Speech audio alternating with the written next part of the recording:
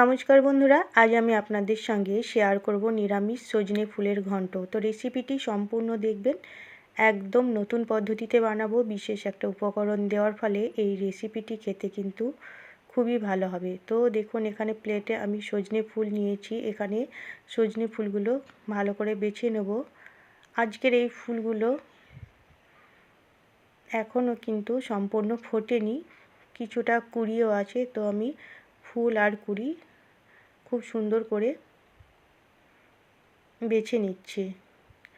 5 minute পর ফিরে আসলাম। এখানে আমি সমস্ত ফুল আর কুড়িগুলো বেছে নিয়েছি ভালো করে,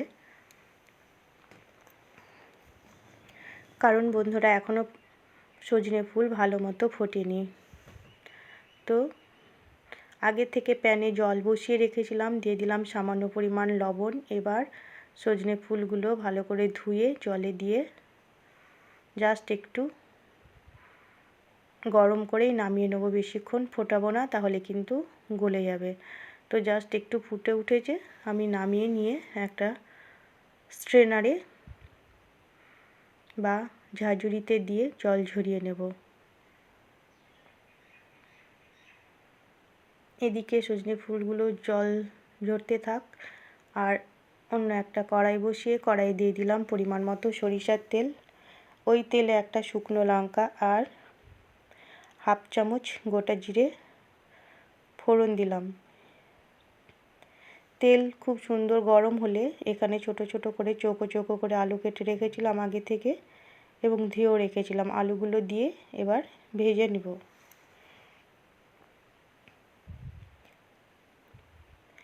এখানে আলুগুলো খুব সুন্দর করে ভেজে নিতে হবে, তাহলে রেসিপিটি বা রান্নাটি খেতে খুবই ভালো হবে। তো দেখুন, এখানে আলু বেশ ভালো মতো লাল লাল করে ভাজা হয়ে গেছে। এই সজনে ফুলের রেসিপিটি নিরামিষ হলেও খেতে কিন্তু অসাধারণ হয়। দিয়ে দিলাম একটা ছোট সাইজের টমেটো আর মটরশুঁটি। এখানে টমেটো মটরশুঁটি আগে থেকে কেটে ধুয়ে পরিষ্কার করে রেখেছিলাম। এবার স্বাদ মতো লবণ দিয়ে দিলাম, কালারের জন্য হলুদ গুঁড়ো আর কাশ্মীরি লঙ্কার গুঁড়ো সামান্য পরিমাণ। আপনারা চাইলে কাশ্মীরি লঙ্কার গুঁড়ো স্কিপ করতে পারেন, এতে কিন্তু স্বাদের কোনো পরিবর্তন হবে না। তো সমস্ত উপকরণ দেওয়ার পর ভালো করে নেড়ে কষিয়ে নেব। আর 1 চামচ আদা, কাঁচা লঙ্কা আর সামান্য পরিমাণ জিরে পেস্ট করে রেখেছিলাম, সেটাই দিয়ে দিলাম।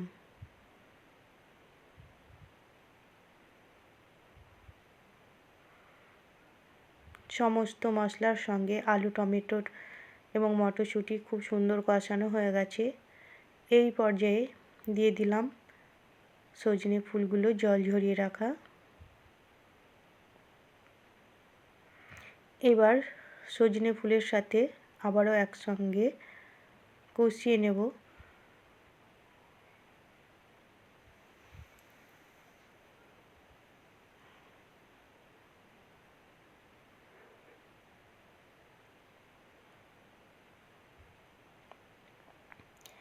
এখানে দেখুন, খুব সুন্দর করে আমি কষিয়ে নিলাম। দেখে বুঝতে পারছেন সজনে ফুল থেকেও কিন্তু অল্প অল্প জল ছাড়তে শুরু করেছিল। তবুও আমি সামান্য পরিমাণ জল দিলাম, যেহেতু আলুগুলো সেদ্ধ হবে।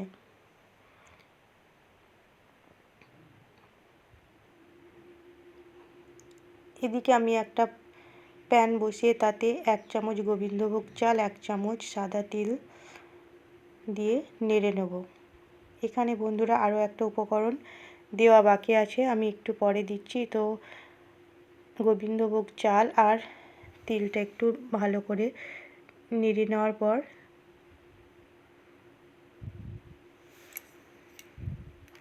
দিয়ে দিলাম 1 চামচ পোস্ত।